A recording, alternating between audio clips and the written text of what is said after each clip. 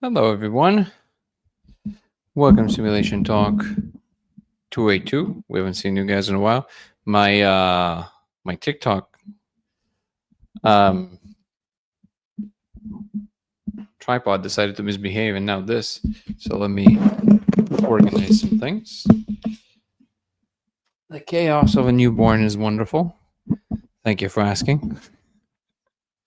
Hold on. Let's see how we fix all this. There we go. You guys can hear me okay? Welcome, everyone, to the show. This is wonderfully crazy. What's going on here right now? This one. What is going on? Why is it not? Hold on. I think I know what's happening. It's just not even. TikTok is like all over the. They don't even know what's going on because they're like in the air. Let's see. I think the whole thing just broke basically. Are you enjoying up there, TikTok? You're like flying in the air and stuff. Yeah, I think literally the tripod is broke. Well, let me place you. Yeah, I think the tripod is broken. So let's try something different. Let's see if it's going to work from here. We're going to troubleshoot in real time. There we go. The old days. How are you, TikTok? Nico, how are you, brother? And we're going to get a new tripod. Okay. We have liftoff, I think. Can you guys hear me okay? Guru, Jackie, good to see everybody.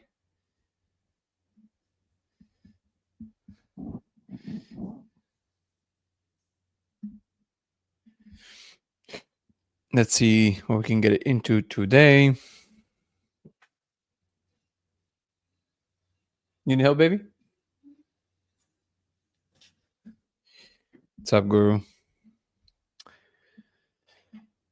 Nico is in the house. How are you, brother?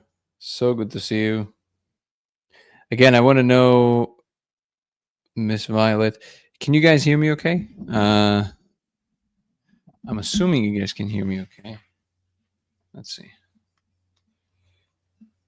No, the mic is definitely picking it up. 111, 111. Sounds pretty good. 1-1. Yep.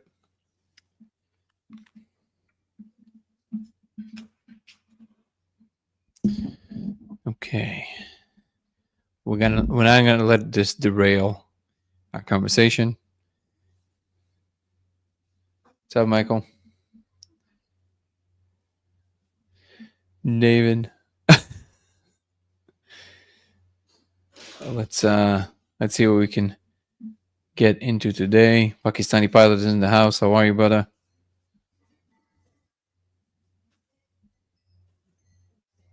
So ChatGPT 5 is out.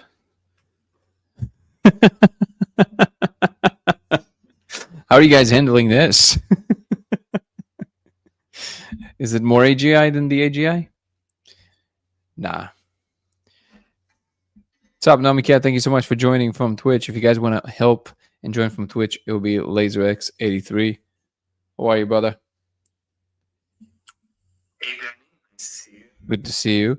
Yeah. So if we have like a longer stream of thought, I'll switch the mic on the Mac to onto the Mac because I don't know if people can hear you. Can you guys could you guys hear Nico through the mic or barely? Say testing.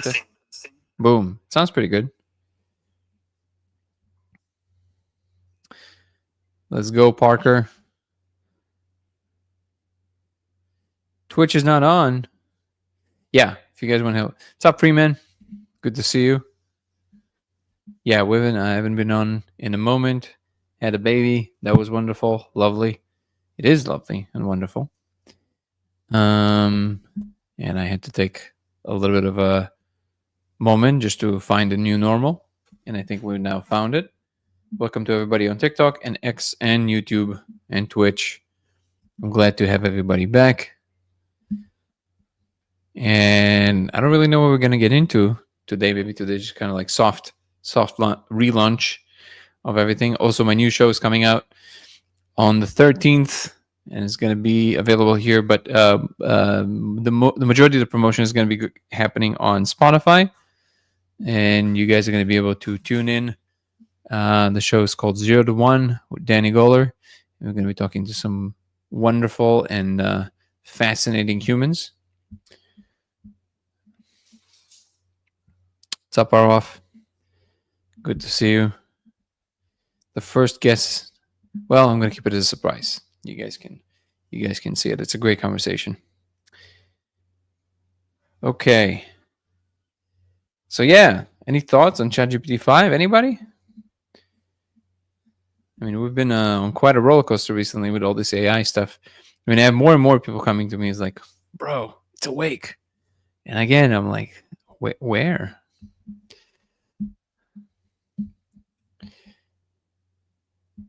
Parker is saying, struggling with something, we are all looking at the very first principles of reality. It's such a weird place because curve matching and post-box justification can be so easy. So I don't know what curve matching is and post-box justification. I don't know what these things are. Maybe, do you know what that is, Nico? No idea. Yeah, I don't know what that means. Sorry. If you can clarify, Parker. Oh, post hoc. Okay. It still doesn't clarify it for me. Such a weird place because curve matching and post hoc justification can be so easy. What is the curve matching, I guess, then? What's up, Dresco? Good to see you, brother. Good to see you, Pantheist. Too late for me. Just going to say hello. Well, good. Hello to you too, sir. Glad to be here, albeit a little bit late in the evening. Hopefully I can do those a little earlier. How are you, Dresco? Can I talk a little bit about anything interesting discovered about how karma works in the system? I don't know if I necessarily saw it from any hyperspace explorations. It was more from just rationale and what makes sense to me in terms of the universal law that the Buddha used to talk about. What's up, Ken? Good to see you, brother. I think it's pretty simple. The universal law is one that every action you perform is measured in relationship to a deep alignment of true north and south of existence. That's how I would define karma. And it's not so much that somebody's punishing you, is that the punishment is the action you took. You just don't realize it. Sometimes the thing that feels enjoyable, if it is quote unquote unethical, you actually suffered the consequences in real time. You just don't realize it. That's how I view karma. Meaning it can be so easy to match existing science because we are trying to look at the thing that science is possibly measuring. Let me see if I can try and decode. I know you're limited in characters, so I don't blame you, but I'm going to try and decode what you're trying to say. So you're saying, meaning it can be so easy to match existing science because we are trying to look at the things that science is possibly measuring. I think what you're trying to say, and you correct me if I'm wrong, I think you're trying to say that it's hard to know where we're blocking our progress of knowledge because there's so much current strong agreement among scientists about particular things, so it's kind of hard to push the knowledge beyond that point. Is that what you're essentially trying to say? Drasco is saying, can you talk about the powerful entity that came in to put other entities in check in the space? I mean, what I said about it is all I had to say about it, which is that some entity that appeared and other entities just lined up, basically. That's all I can say. It was very clear that whatever entity that was is in charge to some capacity or in some capacity. What's up, Nicole? Good to see you. Aaron is in the house, brother. So good to see you, man. Did you play with ChatGPT, Nico? Yeah, you know, first day, installed the first day. Oh no, I didn't see. Working well, so I kind of thought it sucked, but apparently everyone is saying that it hallucinates less. So I guess it's better. But, it's hallucinating less. Okay, good. It seems like they really put layers on it. So it seems So like the other thing is not happening. So what? So what? So people don't think it's becoming aware. Oh, like I mean, if you talk to a few people, it's a little bit, it's less glazy. It's a little bit more depressed. I think it's like missing a little serotonin. It's like Which is Marvin. probably a good thing. It's like Marvin from Hitchhiker's Guide to the Galaxy. Yeah. It's just, Oh, wait. Do you know? Did you watch the Hitchhiker's Guide to the Galaxy, or did you read the books? I saw the movie a long time ago. Okay, so it's the robot, the depressed robot, the smartest mind in the universe is also the most depressed. Yeah. It's coming from like Joe Rogan to Lex Friedman. You know, it's just kind of more boring. So somebody's saying your mic isn't connected. Well, we can all hear fine, so I think your mic isn't connected. What's up, Jillian? Yeah, I don't know. I haven't played with it enough to know, but let's see. Let's see what it brings. Today I asked it about whether it's aware that a lot of people think that the other chats are becoming aware. And he's like, "Yeah, I know all about it. It's a whole thing." And then he kind of listed all the logical reasons as to why that's going on. Sounds very thin and bad. Not sure. Do you hear me thin and bad, Nico? I think it sounds good, but there's a weird bug where I think when I activate my mic, I think it is your sound. So let me go ahead and exit and enter. Okay, sure. What's up, Julia?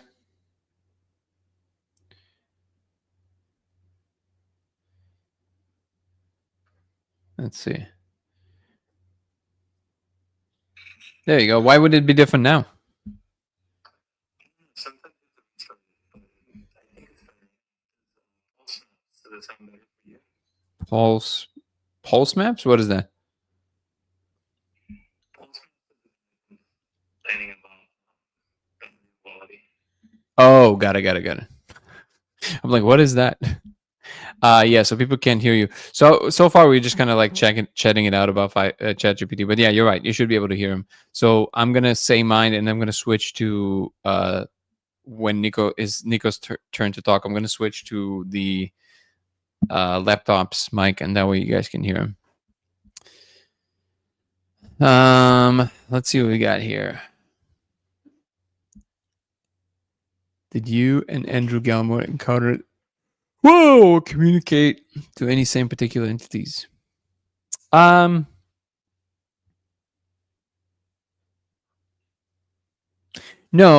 not as far as I know. And also I have to say that I don't really think it's that meaningful. Like I think these specificities that people are trying to find, they're not that important. Right, meaning you had so Parker's clarifying, saying meaning you and many of us are studying what is possibly reality's bedrock, and it can be so easy to feel like you're just pattern matching to existing science. You have to be a little bit more specific. I'm not sure what you mean by that. If you can give me an example where you feel we're pattern matching to existing science, like give me one example where you think we're trying to match, and then we can address this, because this is a philosophical question. So specificities would really help. Jessica, how are you? She's saying, I had a dog like chronically depressed robot, threw himself against the walls and sobbed. He was a rescue. Man, that's very sad. Did he ever get any better?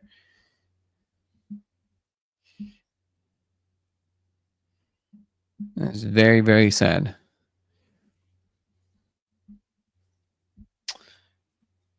David Handman.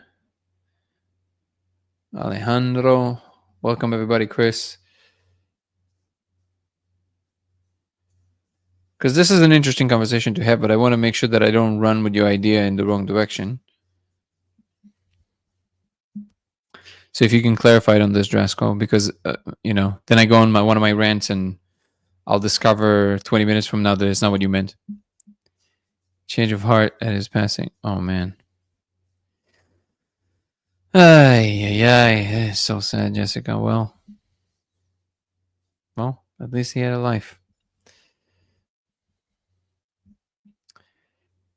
So until you respond, Parker, I guess I can run with it in the direction that I think you're saying, so we're not on radio silence. So I think what you're referring to is it's kind of hard to know if we're not just borrowing ideas from current science and trying to, instead of discovering truly something novel, we're just kind of like sitting on top of what other people already told us. Awesome, Parker. No, I prefer if you join actually on Discord, because that way everybody would hear, I think, even through the without me switching the mics. Let me see if we can do that. That would be ideal. Also, the sound would be better. So let me open a stage on TikTok. Core events. 1 second. 282. Boom. Boom. Boom. All right. So there we go. Let's switch on my laptop so I can hear you. I wish I would just have the ability to just... Actually, I think I can. If I can just stream through all of them at once. I think it can be done. So output would be laptop. Whoa. What is that? That is wild.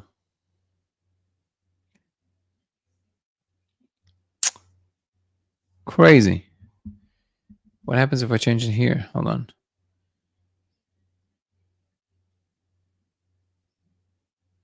A loving life, yes. He was a loving dog, but he missed the home he came from. I gave him a great last year. Well, thank God you did. So yeah, so Discord stage is open. Parker, sorry. Yeah, I mean, if you go to our Discord, it should just pop in the main thing. But let me send you a link. Hold on. Share. Guru, can you do that? I don't really even know how to do that. Can you put the link here from the Discord?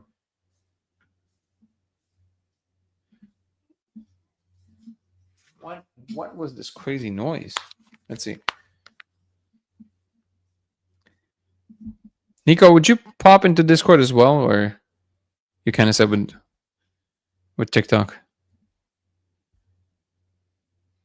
There we go. You're not on Discord, dude. You gotta join our Discord. All right. Boom. Wait, how do I bring you up? Invite to speak. Now let's make sure that... Oh, wait. I'm going to have to... Oh, there you go. Parker, is that you? Just raise your hand so I can bring you up. Nico, say something.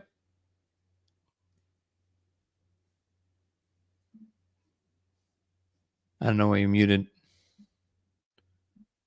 Parker, is that you on Discord right now?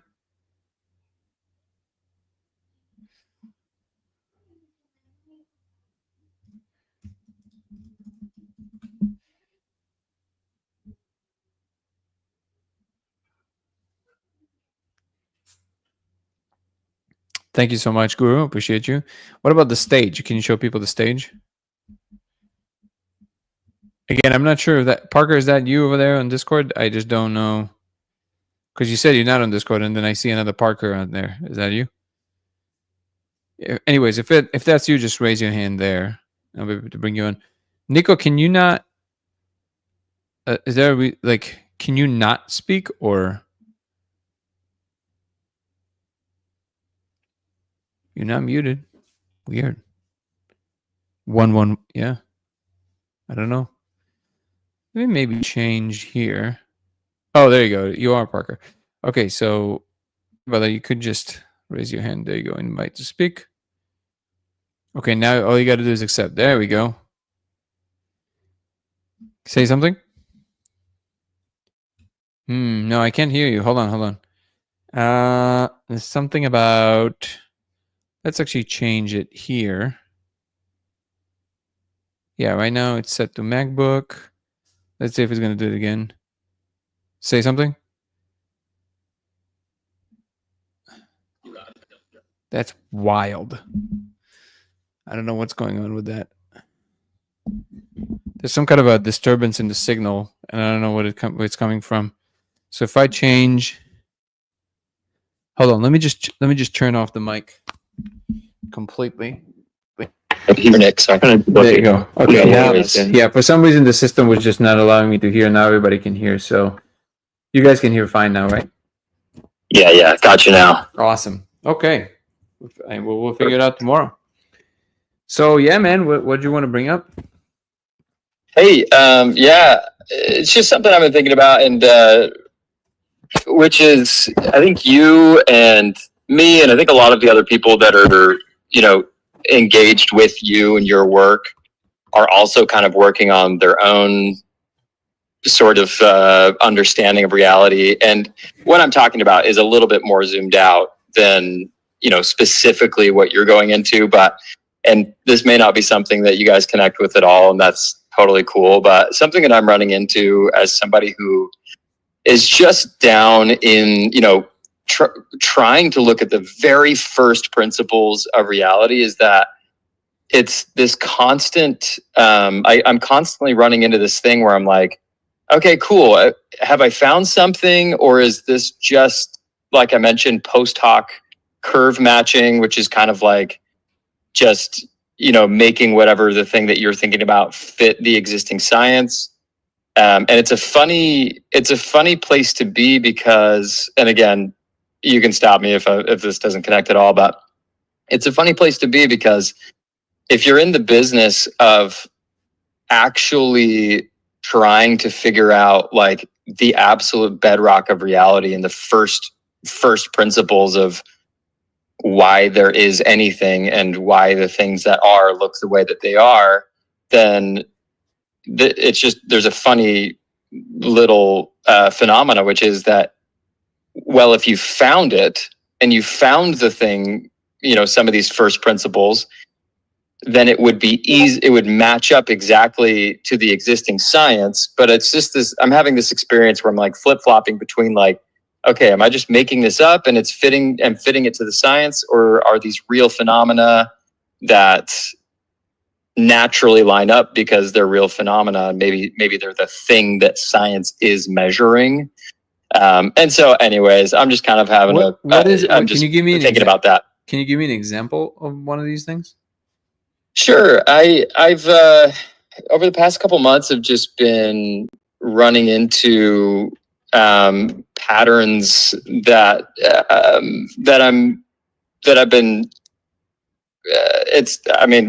I would have to go into like tremendous detail. So this is actually might be a sign that you're not onto something. So yeah, and tell me about that. Yeah, so it's actually very simple, and this is a very famous Richard Feynman quote, which I'm sure you probably even know. But it's basically, if it disagrees with experiment, it's wrong. That's it. Well, no, it's actually the opposite of what I'm experiencing, which is that it agrees with the things that I'm exploring agree with everything. No, and that's why no such thing as agree with everything. Yeah. So like you have to specific. So let's define an experiment. An experiment does it track some generality in the world. An experiment means you're setting up initial conditions, you're predicting the outcome, and you watch. That's what I mean by experiment. And this is why it's kind of funny that people run into these like very, very far-fetched directions in all kinds of ways. And it is not to say that it's impossible to achieve something this way, but the whole reason that the scientific method became what it is and not something else is exactly because of the problem you just outlined. Because otherwise you simply can't know.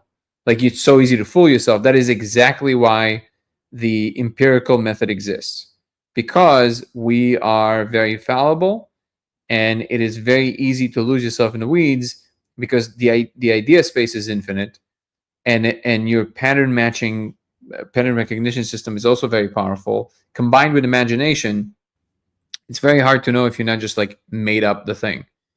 It's exactly what you're saying. So that's where real experiments would come in. So that then you would say, okay, like for example, the thing that I keep saying with the hologram, right? Like we're trying to work on with the laser experiment currently with the holographic principle.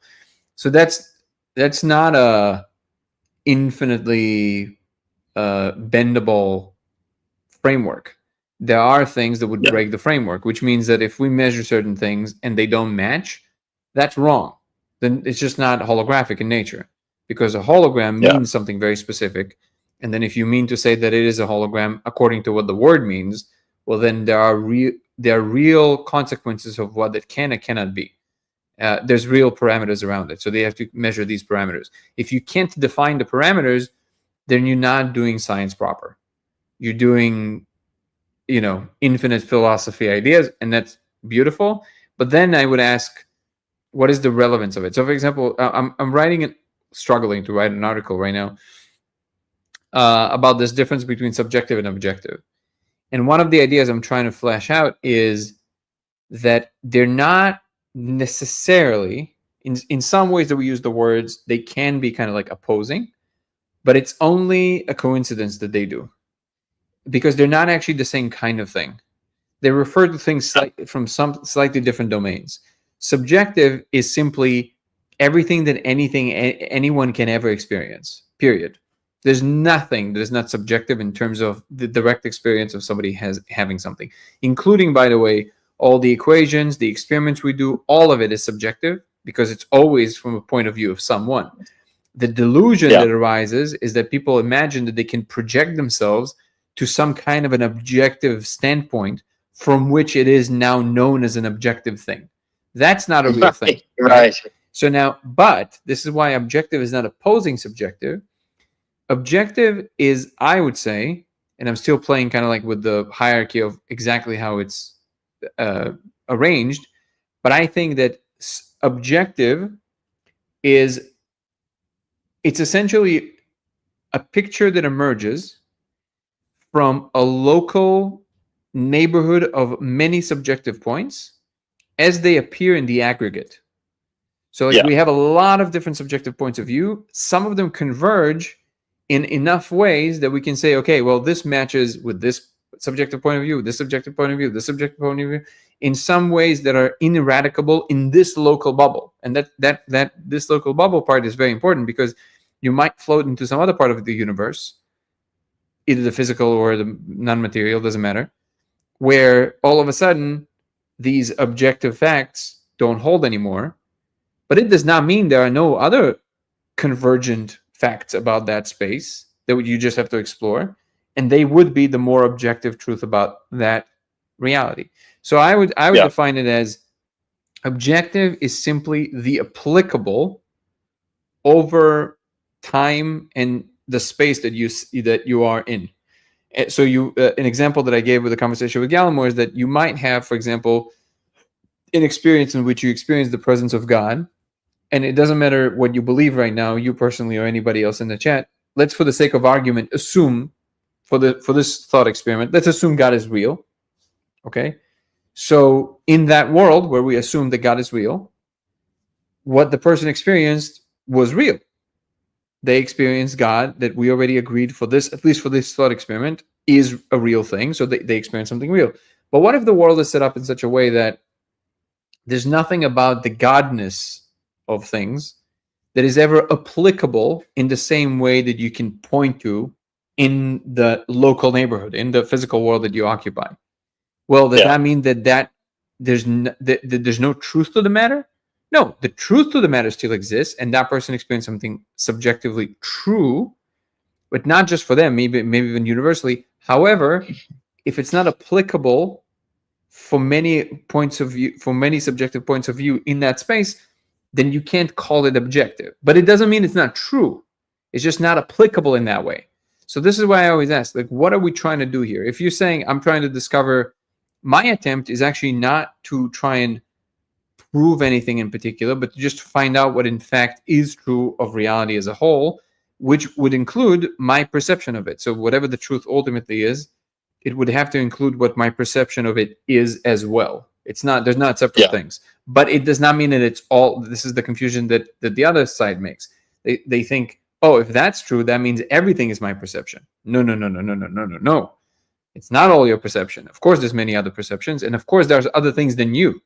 However, ultimately, there is some kind of an encompassing picture, that includes all of these points of view, including your own, and whatever the truth you're going to know, if you're talking about ultimate truths, of course, by definition, it would have to include the truth about what and how your subjective experience arises in it. It's the ultimate mindfuck. Like you just, you can't. This is why science never deals with ultimates. It deals with constrained situations. And when I'm saying constrained, I'm actually being very open-ended. Like even saying the observable universe, it's already a constraint. Because if we're saying the real universe, if by saying the real universe, capital U, we don't even need to use the word multiverse at that point. If what we mean by capital U universe, everything that exists, period, well then that for sure that's infinite, right? It's like and that includes all the multiverses and like everything. You don't need to use other words. It's just everything that exists, right? From that enormous infinite set, our observable universe, it's already a limited case. And science only deals with limited cases because it can only measure them. So it currently only approaches these things. So if you think that you're approaching something truly infinitely true, I don't think it would have the same kind of flavor like an equation written on a. I think that truly is a physicist's delusion, or at least in the heart of hearts, I think physicists. I hope they understand, because otherwise they're truly delusional. I hope they understand that, of course, this ultimate picture that includes the nature of perception and everything else, of course, that's outside of reach to anything inside of existence. That's not feasible, right? But this is why you have to ask yourself why you're doing it. If you're doing it for the sake of spiritual growth, that's one thing. If you're doing it because you're trying to build a device, it's probably not the way to go, because you have to, again, constrain yourself by some way. And the last thing I'll say before I'll let you respond is, when we're saying experiment, we mean like very technical. Like it would have to be a very constrained case where if I change this angle of this one thing, this changes. And not only that, here's why. Here's why I think it would change, because I think A, B, and C. See what I'm saying? Yeah. So does that help, or did I run in the wrong direction? No. I think it helped in a tremendous way, and it brought up. So basically, I'll just give you a tiny bit of background, and I really appreciate the conversation, because it's awesome. So just a tiny bit of background. I'm working on something. I'm not super. I'm not quite in a position that I'm anxious to share exactly what it is at this point. And if you're open to keeping it a little bit 30,000 feet, then I totally appreciate it. But the background that I will give is basically I started drilling down on just a certain physics principle that I was actually approaching from sort of a philosophical point. Basically, about a month ago, I was just sitting in my car. I was just thinking about my life, and something that I always do is I never keep my problems to myself, to my tiny little slice of life. I blow them up into like the understanding that there's no shot that the things that I'm experiencing, that I'm the only organism that's ever experienced the thing that I'm experiencing. And in fact, it's quite the opposite, to where all of life forms and all structures across all of the universe I believe are largely going through similar experiences. So it kind of started with me thinking like, oh, okay, how did ancient people deal with this? Because I'm just an ancient person. And then I went back into something like, okay, how does biology, how does nature and animals deal with this problem? And then I went a little bit deeper, and I was like, well, how do electrons deal with this? How do atoms deal with this? And what does it look like for them to solve a similar problem? And I was drilling down on the electron and just into the coherence decoherence cycle. And I just started picking out some principles that over a few, the past few weeks have seemingly led me into, and I know this sounds crazy, and that's totally okay, but you're talking have to seemingly led me into to aliens inside of a laser, bro. We're good. That's true. Have seemingly led me into a set of organizational principles that I've then started to extrapolate out into other areas, and it's consistently fitting perfectly.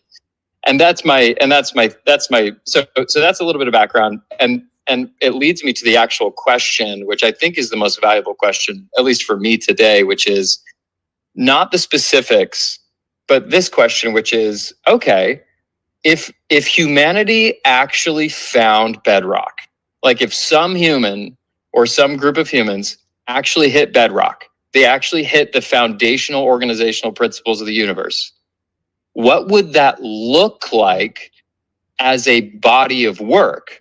As in, most of what we've been doing is measuring that thing. But what would it look like if we found out what physics and all of science have been measuring this whole time? What the thing is like, within what itself. would that actually like, look like? What is the thing actually? What is it really? That's what you're saying?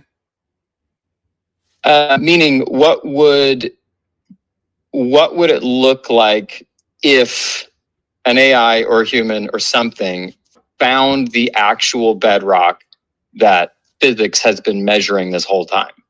Or, but you know, I don't any other understand. science has been measuring. I am trying to understand. So are you pointing to what is it? Is the question you're asking, what is it? Or are you saying, what does it look like? What does it actually look like the moment of discovery? What is the it that you're referring to? Yeah. Great question. So, and if you'll bear with me, basically, sure. I'm saying, let's ignore what it actually is. Let's ignore what the actual possible foundational principles are. How can you, if you're actually interested in what it is? How can you ignore what it really is? Say again. How can you ignore what something really is if you're interested to know what it is? Well, basically, the question that I'm bringing up is something, I guess, a little bit more tangential to it, which is, what would it look like if we actually found it? So I'm asking again, what is the it that you're referring to? Like, is it visual? How does it visually look like? Like, what are you referring to when you're saying it? I just mean the foundational organizational principles of the universe. The thing that I'm not sure that bedrock exists. So, like, it's possible that the universe is just constructed in such a way that it just keeps going forever. Yeah. Yes. And I'm just bringing up I guess we can just call it a thought experiment, which is, if it existed and if we found it, what would that look like? Because it would probably be a very different experience than what we've been doing with physics and science for all of history. It would probably turn into something very different.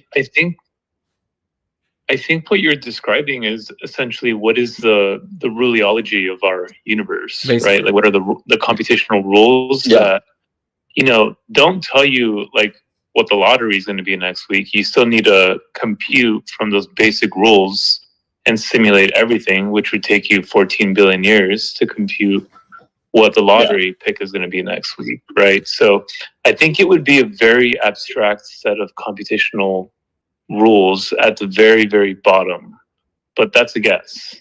Yeah, but I would say that there you would be facing the container problem again. So, for example, one of the holy grails in Wolfram's framework, which is the Rullian itself, is what is that ultimate first rule, and what that would the thing that it would have to be, and it could not be anything else, because then it just doesn't fit the bill. The thing that it would have to be is the kind of rule that is so logically hermetically sealed that nothing else can possibly be prior to it. It is so logically perfect that it must be the thing out of which all the other rules emerge, and it also has to be that simple. So it has to be the ultimate seed, right?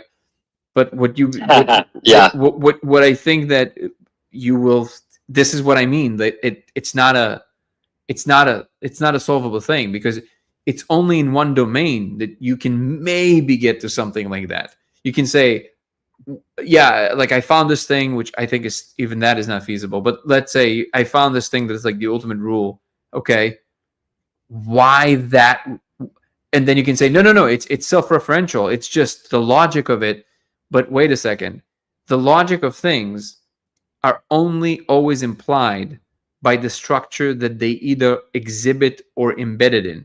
So the logic of a triangle, the realness of the 180 degrees, is given by the fact of the kind of thing that the triangle is.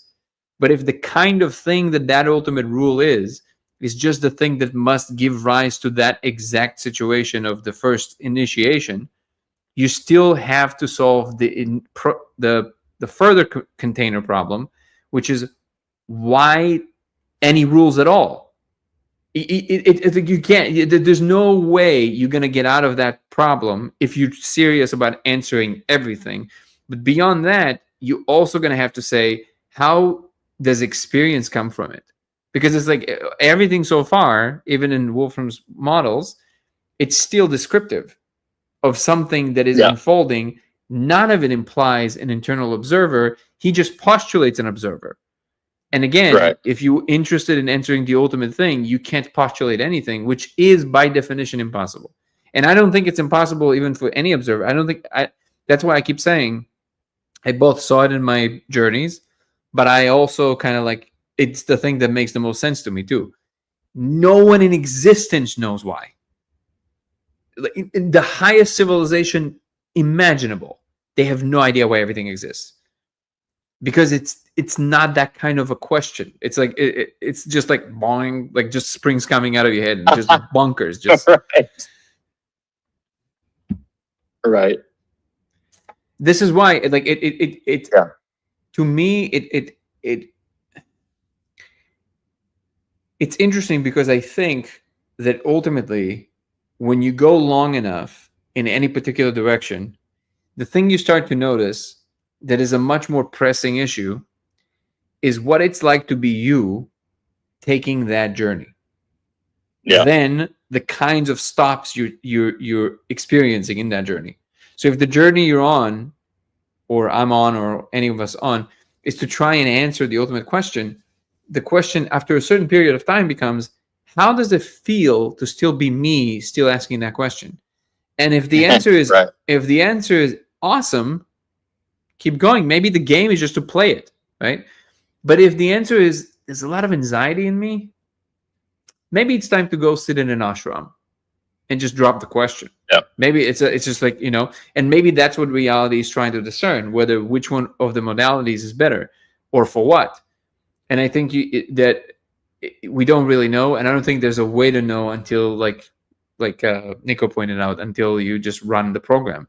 Because on the one hand, you can say, hey, I can, if I often say this, like to all the people that are like all about just let's hold hands and just forget about science and all of that. I'm like, yeah, but eventually the sun will become a red giant and it will eat the earth.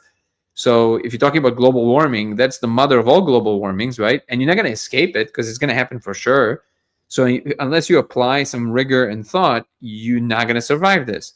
And maybe you're okay with that. Maybe some people think that a civilization should only live as long as its host planet, and then that's their time to go. Legitimate position, but that's an arbitrary choice.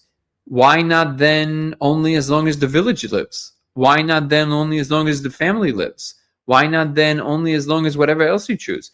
As long as you have the option to think into new paths, you will, because it's the nature of things. So if you have the capability, the fact that we have the capability to do the things we do and to go to space and all of that tells me that there's a reason for that function, or at least it's a legal move in the game by the sheer fact that it is possible. So if you can do that, well, maybe our job is to take life and spread it through the universe.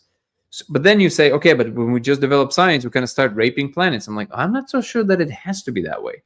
I think we can be technological and enlightened. Like we can still care for the biosphere and create more beautiful things and take it with us to everywhere we go. So for me, at this point, it's like very clear that it has to do with the balance of things and how it feels to be in the moment.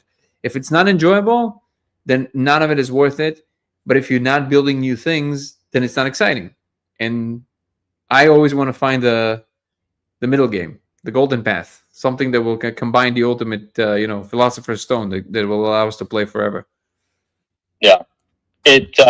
What I'm hearing, and I'm kind of catching up here, so forgive me. But what I'm hearing is that you have kind of released the containment problem. The container problem. Meaning that you've kind of released that as sorry, bear with me for a sec. Sure. So the easy thing to do is to say is to come up with the theory of everything, right? But it sounds like you're so used to running into that containment problem. If you're working on basically a theory of everything that stems from physics, or it stems from philosophy, or it stems from mathematics, that you realize that it's best to just accept that the likelihood of finding fundamental organizational principles that are universally applicable is pretty much zero, and you'd prefer to live in this space that is more like, just live your life and see what it's like to feel like you, and explore that your own little, like you said, your own bubble, because you don't have to solve for the objective subjective problem. And I know that that's a total over reduction of what you said, but I'm just kind of, I think what you're talking about is very interesting, and it's something that I can use. But I just want to get clear on it. Yeah, the container problem is something I've coined. It's not new. It's just the way I'm framing it, but I'm calling it the container problem. The container problem is there to denote the absurdity of the attempt as stated. Yeah. Because what is stated by physicists is no. We're, first of all, the complete like farcical delusion, which is like, we're so close. You're close to what, bro? it's like to the stoplight. Okay, maybe that. But the container problem is there to denote how absurd it is to think that at any point it would be a legal move for you to not ask the further question of, yeah, but why that? And what I mean by the container problem is like, what is it in? And then people do all kinds of acrobatics to avoid the question by swapping the words. They would say things like, well, there's no space, so asking what it's in doesn't make any sense. No. That's not what I'm asking. I'm saying no matter how you imagine the state of affairs, it is clearly distinguishable from a non-thing. As long as there's anything, it is not like nothing. Those are different, right? So the second you have anything at all, you always can ask, what is it in? You don't need to think of it in spatial coordinates. You can say, well, it's pure mind. Great. What is it? Where? And it's like, well, what do you mean? It's this. I was like, no, I don't think you're actually engaging with the question. That's the container problem. It is so right on the surface, and yet people can't see it. So what it does for me is, first of all, reminds me that the ultimate project is not, if there's anything that unifies all the beings everywhere, is that everybody, there is some camaraderie around, that's the problem that binds us. That's the thing that nobody knows. If there's anything that combines all of us together, the one thing that is completely democratically uneradicable is the fact that nobody knows, no one knows why everything exists. And all the claims otherwise are always designed to pretend to be a gatekeeper to a gate that doesn't exist. And because of that, it's a very freeing way of approaching it.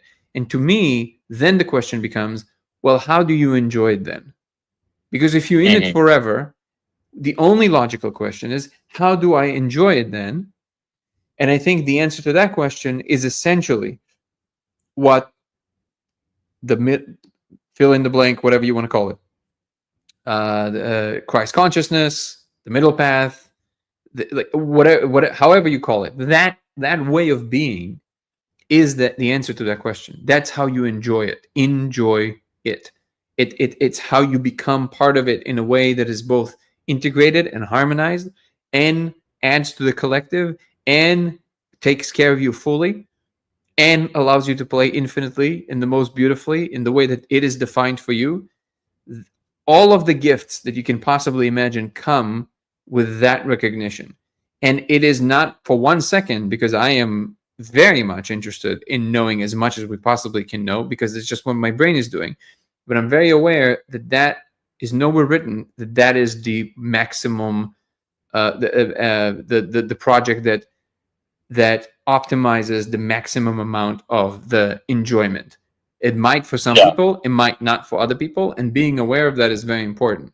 So I always ask, what's your horizon of relevance? For me, I'm super interested in these questions in a very serious way. It's also what took me on the path to this project and everything else, because I saw that nobody's asking the question seriously. And I'm like, well, let's ask the question seriously and see what happens. Because people tend to just slide off the question. That's essentially what happens at the end. But I don't want to slide off the question. If I can stay on this path for as long as I possibly can live, if I get to live, here's me, Danny. I'm not saying anybody needs to want this. If you ask me right now, if I want to imagine, as far as I can imagine right now, what is that ultimate thing that I would love to live through? If I can live for Google years, I will. I want that. People like, check me out at 80. I'm like, I don't know what you're talking about. I'm starting in 10,000. That's minimum. Take me to Google years. I want to experience everything that is possible to experience. Of course, I want to minimize suffering in the universe. I want to see how things can unfold. If at any point, however, with all this like thing that I want to go into the stars and other dimensions, everything, and have a passport in other dimensions and all that, I want all these things. People sometimes, like, I think I get to the way where like people like love to play with these wild ideas, and I always kind of push back on because I want to get there, so we have to ask real questions. But I want that more than anything else.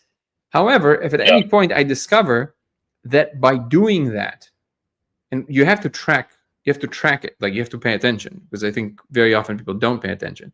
If after a little while, no matter what you do, no matter how you try, no matter how well aligned you are, how much well-intentioned you are, if every single time you try to do this one thing and all of a sudden all that is left behind you is suffering, it must mean that there's something in nature that's it's a law of nature at that point. I don't know if that's true, by the way, but I'm saying that there has to be a course correction mechanism in each and every one of us that we always have to be willing to apply. So if I'm choosing a path, I go with it for a little while. As long as it feels good, keep going. But if I see that I feel great and it leaves destruction around me, it is my duty to reassess. Like what other paths are available, so they don't do that and they still achieve the greatest joy that I can achieve. And I think that it's very easy to lose track of that, but because the I don't even know what word to use, but like the fill in the blank word that means something very large scale of that endeavor is the only way to go about it. That's the irony of it, is just to stay with the present moment. If you want to do an experiment, and this is kind of, I really encourage any person to do this. It's kind of hard. Just in the morning before you start your day, obviously you can do it only when you have a day off and not like other big obligations. But let's say you have a day off and just like go and like not even meditate, just sit on the couch until an impulse comes that you can no longer resist. But just don't try to not want anything, and then pay attention to all the things that arise that tell you what you want. So it's like you sit on the couch and you just sit there. It's like, okay, I think I have a little bit of a headache. Oh, it's probably because I didn't have any coffee. Maybe I should have some coffee. Okay, wait, right, but I'm supposed to wait until the urge is unavoidable. Like you really can't resist it anymore. So I can't get off the couch yet. Okay, so I'm gonna wait a little longer. How long can I be with this headache? Wow, this headache is really getting... Wow, headache. I had headaches. Did I have cluster headaches? Ooh, I should look up what cluster headaches really like. Wait, can I resist it? Obviously, don't put your phone next to you, because then you're just going to forget. You're just going to immediately start Googling things. But just like put it away so you can't reach it. It's like, can I hold it? I don't know. Most people will not be able to sit there for more than 5 minutes. This is the funny part about people arguing about free will, because as if it matters at all. Like they're like, well, if I wouldn't have free will, why don't I just sit there and do nothing? Try it. See what happens. You can't. You literally can't. Like it's not your choice. It's like you're going to be there 5 minutes. You think you're choosing these things, but you're not. It's just like all competing things that are just coming at you. And then you're drawn by one of them. And then you have a retroactive story about why you think you wanted to do it. You were just on autopilot. You weren't even paying attention you were doing any of this. But then you have if somebody asks you, now it has to make sense. They say, oh, well, what did you do today? Oh, I went and I decided I'm going to go research this thing. You didn't decide. It just came to you and overpowered you, so you couldn't keep sitting. That's what happened. So like all of these things just competing for your attention all the time, and we succumb to all of them. That's essentially what meditation teaches you. Can you just sit there and not succumb to any of that, but without the struggle? Like, can you also practice actually being equanimous and not fight it all the time? Because if you're fighting it, then you're not actually doing it. You're just kind of muscling through it. But can you just achieve equanimity? You just be there and not succumb to any of these needs. And by the way, when you do that long enough, all of a sudden the impulses that are truly the ones that I guess you can say emanating from your deeper source of fulfillment and meaning seeking of your soul, then after all the fluff of the surface goes away, those start hitting you. These enormous waves of meaning that you go like, whoa, okay, I should write a book. Okay, this is what about. Okay, now these deeper things are coming up. But then in order to maintain it, you have to keep that hygiene alive. So you have to do this every day. Now you start to understand what is the actual practical application of meditation. Because if you just try and sit there for 5 minutes and just watch carefully. And by the way, don't torture yourself. Like if you have to have that coffee, fine, but then do something interesting. Watch your mind do its dance while it's happening. Like it will give you the coffee thing and you'll be like, okay, the headache is too much, or I really don't want to bear it, so I'm going to get up and make coffee. Notice that moment of getting up. There's like a little bit of exhilaration there. You didn't choose any of it. You had a sensation in your body. You had a story about why you think that is. It might have been caused by the coffee, but it might not have been. Maybe it's something else. You told yourself a story about why you think that is. You have a conjecture. You got up as an attempt to bring yourself back to equilibrium because you think, well, I'm going to have this coffee. I have an idea. My headache is going to go away. I'm going to get some Advil. I'm going to solve the problem. But what do you mean by solve the problem? You're going to bring yourself to a closer to equilibrium. The truth is that you can just decide to go back to equilibrium without getting up anywhere. And that is really ultimately that path that kind of leads you to that deepest understanding. But with all of that, we're still in this material world. We're still doing something here. One must think that there's a reason, even if there isn't, because it's the thing that makes you get up and tell you the story. Maybe there isn't a reason, right? But something tells you that there is, and it kind of gives you the juice of life. Like you just enjoy it that way. But what is coming out of this practice, even if it's not full on meditation, but even if you do these 5 minutes a day, not just try to quiet my mind or try to like forget all that. Just pay attention to what's actually happening inside of you when you are called or go into a thought, because most of the time it's not even getting there. It's just like a story overpowers you. You fully get immersed in the story. You don't even realize you started thinking. You forgot you were doing the exercise. You wake up 30 minutes later from this daydream that you went to like all these relationships you have and what was said and where, and you're like, oh, I was supposed to be doing this other thing and I completely forgot. It's like falling asleep. You never remember when you fell asleep. You just kind of find yourself now in this new state of thinking that you just can't control. That's what it means to be lost in thought. But what's interesting is that every time you interrupt that process, you take control back, you pay attention. That's your agency. That's where some of these answers lie. And these deeper impulses that really bring you the true meaning start coming out of that. So when you do it long enough, you can absolutely drop the need for any of it to manifest. So you can put all the intention in the world to the wildest ideas, like everything that I shared with you just now. But if all of it ends right now, it's all good.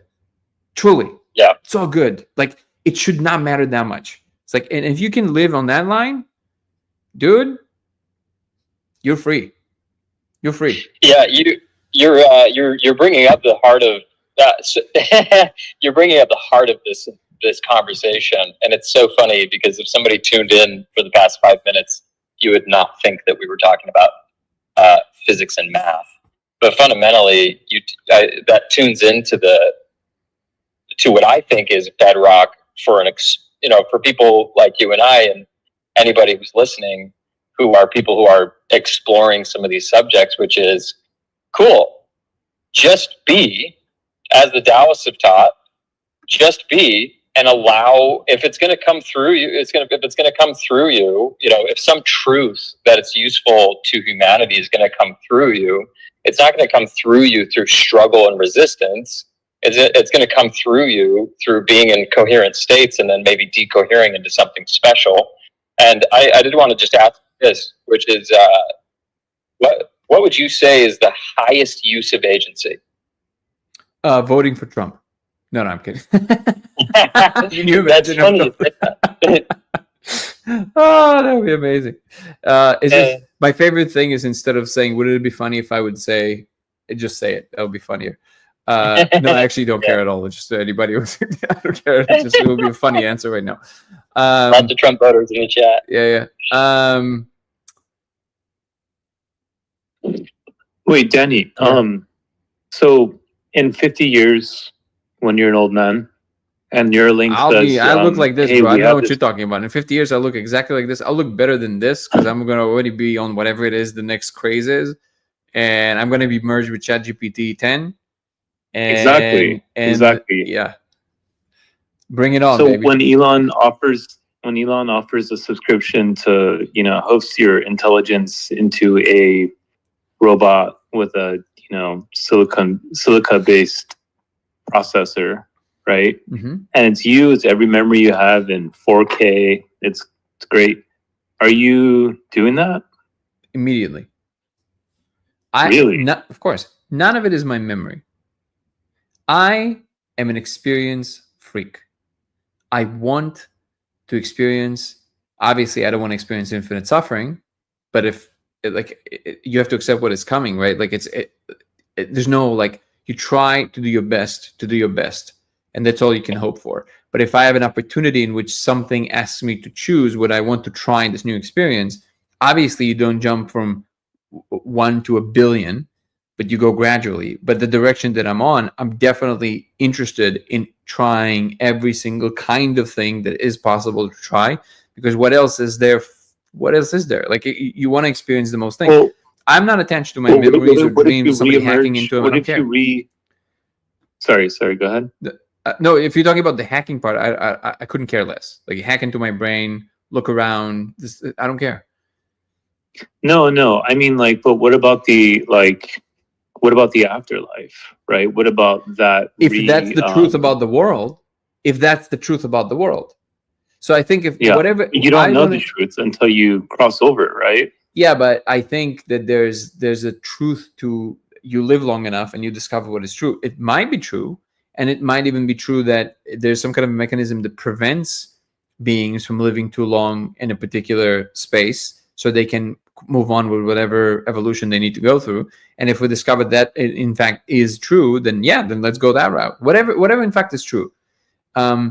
There's really no reason to think that, is because we know that certain things are eternal. They only die because of, something happens, but not because they have to. So we know it's possible to live forever. So it's nowhere written that you have to die. But if you're talking about the idea that there's also crossing over to other realms, whatever is true about that crossover will also become apparent if you live long enough and pay attention closely enough. And actually, that ties nicely to the question that was asked about the most important thing of agency. I think at this point, it's clear to me that you can try a lot of things, but the only things that I think would lead to a more balanced way of being is if your aim is always in terms of the greater good of all. Like, if you think that way as a whole, then there's no way that the world is not going to take care of you. And in fact, no matter what happens to you, if you truly are coming from that place, you already, by definition, which kind of goes back to karma, feel taken care of, because your conscience is clean. So, like, if you truly are, the reason that a lot of people, for example, get very upset when they kind of give, but then it's not being reciprocated, is because they never truly gave. they lended. In their minds, there was always something that was keeping score. And that's what they discovered, and that's why they're hurt now. It's like, well, I gave. Yeah, but wait a second. Unless you truly give, because if you truly give, you give it away. It's no longer yours, and you're not attaching any value to it in terms of reciprocation. You just give. That's the definition of give versus sell or lend, right? So if people say, well, I give and I give and I give, you never gave anything to anyone, because otherwise you wouldn't be saying this, right? So because if you truly gave, you would never even remember it. So then the hurt always comes because you have some anticipation of reciprocation or a balance sheet that something has to kind of. But if you do this with reality, if you truly give to the world in a way that you can, and then you're coming from a real place, not just in terms of like showing other people you're doing it. So again, you're keeping a checkbook to some degree, right?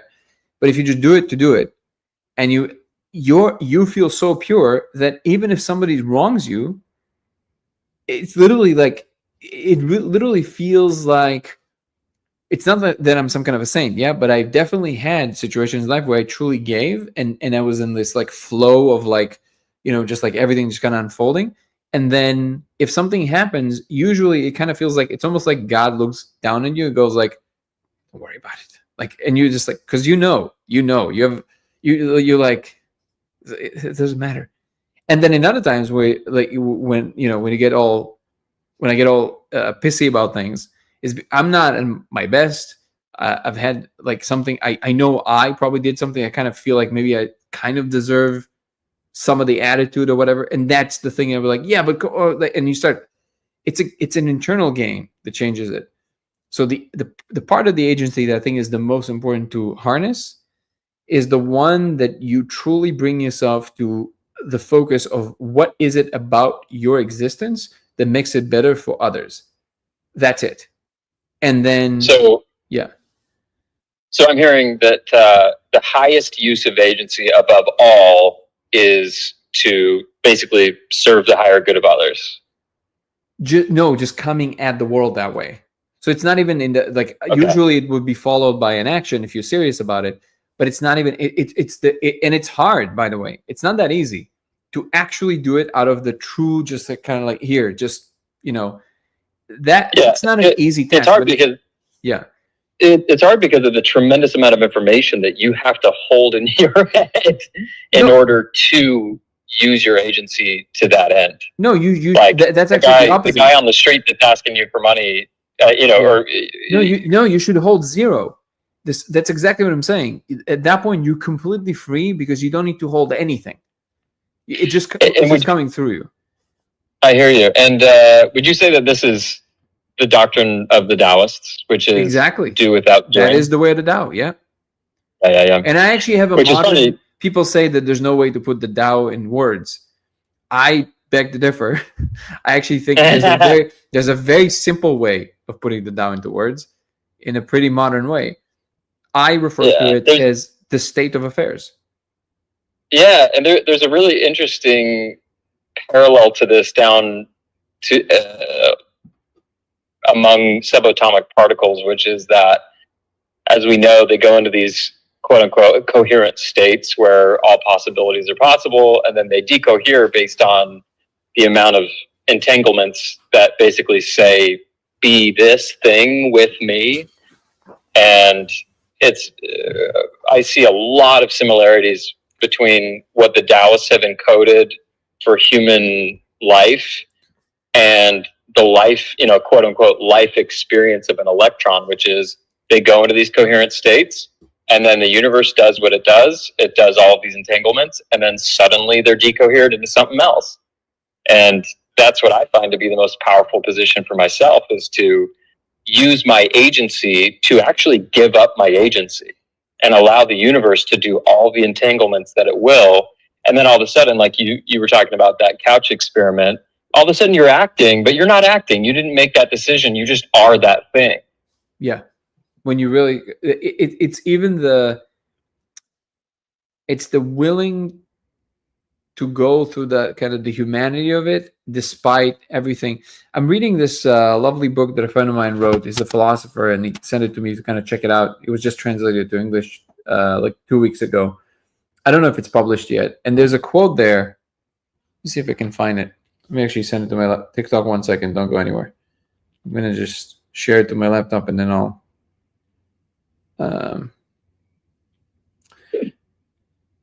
What would you say? I don't mean to distract you, No, go but ahead. what would you say to sitting on the couch? Are you, or maybe even meditate? Because it's a form of meditation. It But is a let's form just of say if you're meditation, meditating and you're observing the thinker.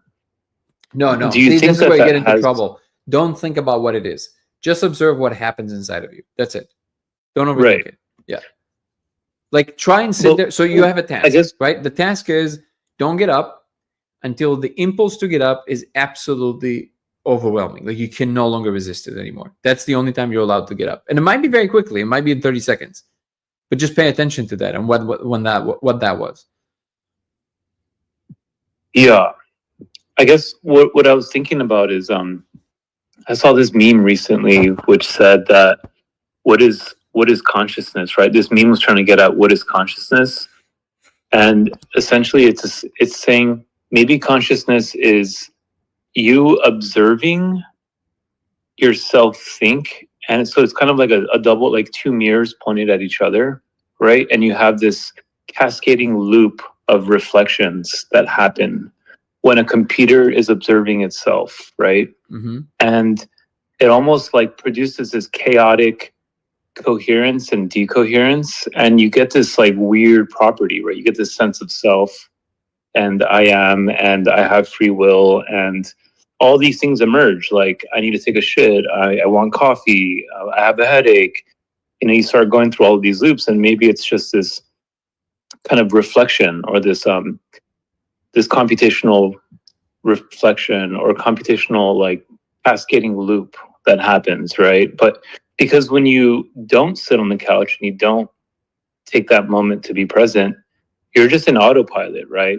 You're just kind of like moving around and doing shit. And it would happen on the sporadically. couch too. It's just the couch gives you at least an opportunity to maybe notice some of it, but it will happen on the couch as well, unless you're very trained.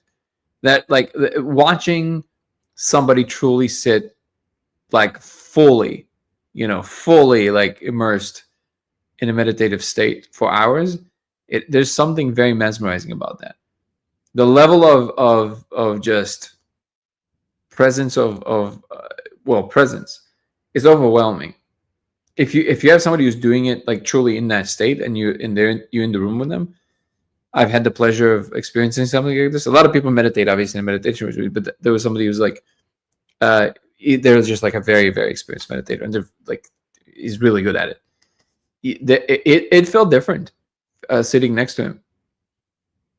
There's a stability there that is almost holds you as well. The analyzing of it.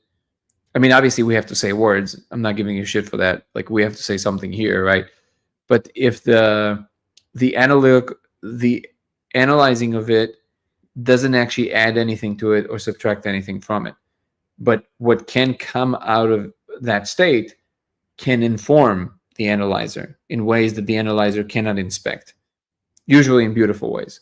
So that's the double mirror and all the it's just the mind trying to understand it. And it can, I think you can build a model that kind of makes sense of it. I think to a large extent, if you average out Andres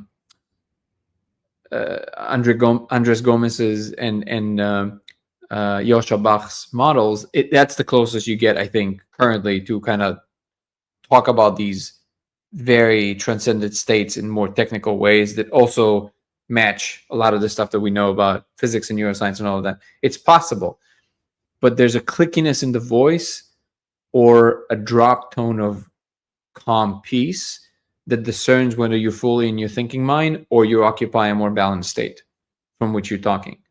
And then it's always like it's almost like the game is to learn how to do both at the same time. Can you think of new engines for rockets out of a peaceful place versus out of one that is always scared that if you don't, something bad would happen? Like, can you still do that? And I think you can. I think that's the next step of our evolution, to learn how to do that part. I just want to read this quote real quick before we'll adjourn for today. I thought it was really beautiful. He also writes really beautifully. I don't know if the book is out yet. The book is called The Way of Ways. It's a very deep book. He's a Jungian philosopher, my friend. That's not only was his main thesis when he did his PhD thesis many years ago, but he borrows a lot from Jung. So this quote goes, as Jung said, what man refuses to see, fate does to him. On the other hand, acknowledging our inner world alongside the outer one can give expression to our highest aspirations. Indeed, those who succeed in dreaming within the myth that surrounds them not only live their lives to the fullest, but also get to create worlds. And I think that's exactly right. And one of the key sentences here is for me, indeed, those who succeed in dreaming within the myth that surrounds them. That's the thing. It's you decide, which I think maybe connects to the original question the Parker was asking in the beginning, which is that how do you bring this new thing despite the conviction of the current myth? And by the way, when I'm saying myth, I mean any story we tell ourselves, including the scientific. So it doesn't matter. Like it's all. There's another line in the book that's really cool. I don't remember exactly what it says. Something along the lines of myths are just collective dreams, when a dream is just a personal myth. So it really kind of like that's the way it's woven together. You can't really get around that, which also goes to the subjective objective thing, right? But not all myths are made the same. Some lead to catastrophic outcomes, and some lead to beautiful worlds. Myths are just the scaffolding on which we build potential worlds that then we execute on. So the simulation we run in our minds about the potential futures are told through these stories that we tell each other about what makes more or less sense about the world. These are this is the scaffolding we're using. So we better make sure that the scaffolding is good and stable. But at the same time, there's many different ways of building scaffolding, and this particular kind of scaffolding that can allow you to do things that the scaffolding can't allow you to do. And I think that's really where the interplay between the imagined and the practical dance the most. Also, I apologize to all the people that today I'm kind of ignoring. Today was more of a rant day, but I appreciate you. I love the handle. All good now. Everything would exist without the other mirror. I see your comments and I appreciate it. Just today was more of we're just kind of running. And by the way, if you guys didn't know, and if you just joined and you want to do it, I don't know if I'm going to try and come back and doing it daily, but technically we're supposed to be going daily. I was pretty busy recently and we had a baby, so I had to, take a step back for a second. But if you guys didn't know, you guys can always come join our Discord group, the link to which you can find both on TikTok and on YouTube. And you can come on stage there and we can talk when I'm streaming. And also you can join the community. We have a wonderful community there. I will use this opportunity to adjourn for today. I appreciate you guys. If you want to follow our guys, do you have Parker, is there something that you want to promote? Somewhere where people can follow you? Definitely follow Nico, our good friend, NIKOMACKAY on TikTok, NIKOMACKAY on TikTok. What about you, Parker? Is there something that we can promote for you? Is there something? No, it's very kind. I'm just a guy, and I just did want to say one more thing before we let go, which is that this is exactly, I think, for if anybody's going to find some of these real principles, like this is exactly what it'll look like. Is people like you or people like the people that are listening to this, which is it's a little bit of physics, it's a little bit of math, it's a little bit of philosophy. I think that it feels like we've got our hands really, really deep down in the soil right now. And I just wanted to say, like, it stands to reason to me that this is exactly what it would feel like if we were, if we had our hands really deep in the soil of reality. So anyways, I'll let you go, but thanks so much for chatting. That was awesome. Very enriching to me. And it helped me to refine some of my ideas about this stuff. I appreciate you, man. Come on any day, and we can always chat. You're a pleasure to talk to. All right. Thank you. yeah, so I want to acknowledge a few things. First of all, if you want to follow me across other platforms, it's Danny Goller on TikTok and Instagram. It's Goller Danny on X. It's LaserX83 on Twitch, and Dango Thoughts on YouTube. DANGO Thoughts on YouTube. You can also join the membership program. Apologies, I had a baby, so I couldn't do the weekly live for members only last week or the week before, I think even. But I'll be going back to doing it. Maybe I'll even do one tomorrow. I'm not sure yet. But what it gives you is, first of all, early access to all my content, access to the weekly lives that are for members only, in which we dive much deeper into particular topics and really deep dives, and we kind of watch videos together and stuff, because we're not limited by all the limitations that come with not being able to play other people's content. You can also sign up from the second tier and up for the YouTube membership. And that will give you access to Zoom calls with me that happen once a month. And they're pretty private because there's not that many people there. So it's basically, there's only like a few of us in the conversation. It's a lovely way to connect with people much more in private. And it's not expensive at all. You can look it up what it is. But second membership, I think it's like, I don't remember what it is. Maybe it's $10 or something. Definitely something you spend a day in like a coffee shop. What else? You guys can still contribute to the film that we're filming about the Discovery. You can find the link to the Discovery trailer on Dango Thoughts on YouTube. And in the description, you will find the link to our GoFundMe page. We're still raising some funds for kind of like the end, the final stretch when we're on post-production now.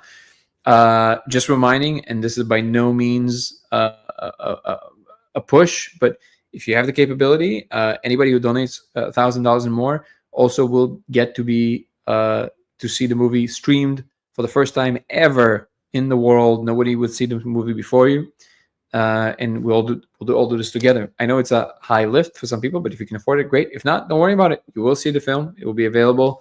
We're working on that as well. What else? Please join our Discord group. The links to which you can find both right here in the chat, but also in the main YouTube page. You can find it in my links in my socials and on TikTok in the link tree.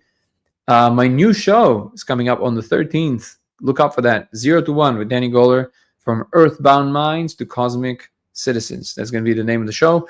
It's going to be mostly promoted on Spotify, but I'm also going to be putting it on YouTube. So look out for that. I have a wonderful first guest. I'm very excited about that to share it with you guys.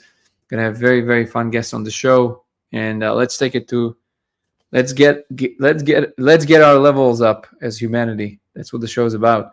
What else can I say? Oh, want to say special thank you recognition. Why my voice is gone? Hold on.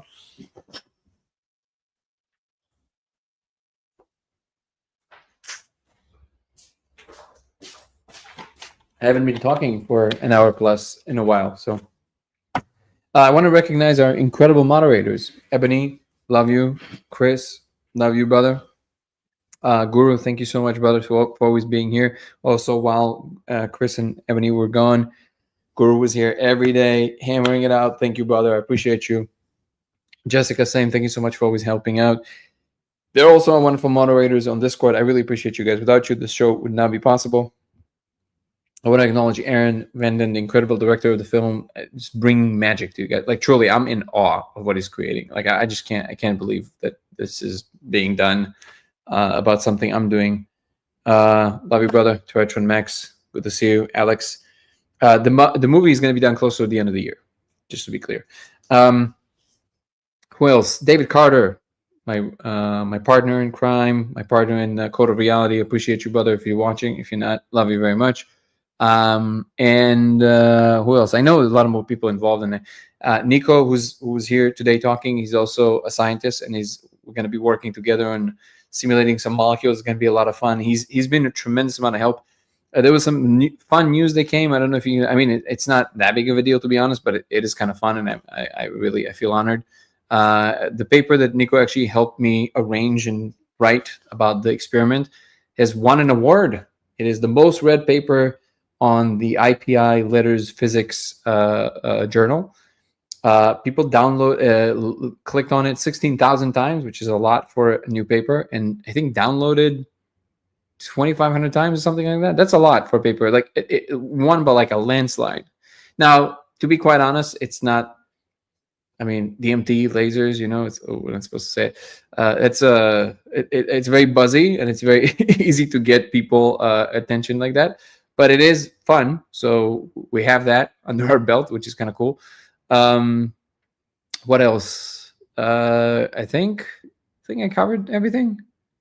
Yeah, we're gonna resume, by the way, the donations for the people of need. But currently, I don't have a person of need identified yet, so we'll move this. But every day, I'm encouraging people to kind of donate to somebody who identified as a person of need, and we're gonna be donating the money to them directly, so they can people who really need, like they don't have enough to eat and to stay in places. So we're gonna start small and we're gonna grow. But today, I don't have a person of need in mind. Thank you so much for helping everybody. Casey is very, very grateful for the help that we've lended him. It helped a lot. So, with that being said, I know I feel like I'm missing something, but we'll adjourn. We'll figure it out later. I appreciate you guys. I appreciate the community. Thank you so much for everybody always showing up. The old listeners and the new listeners, I appreciate you all. Thank you so much for being a part of this. It is an honor to be part of something so wonderful that we are building together, and people always come and engage and ask questions, and we grow together. So I appreciate you all. Don't think I don't see you with all the comments and everything. Sometimes we just do, me. Sometimes we go on rants. Hope it's still enjoyable for you guys. That's it. We'll call it a night. I love you guys. Peace and love.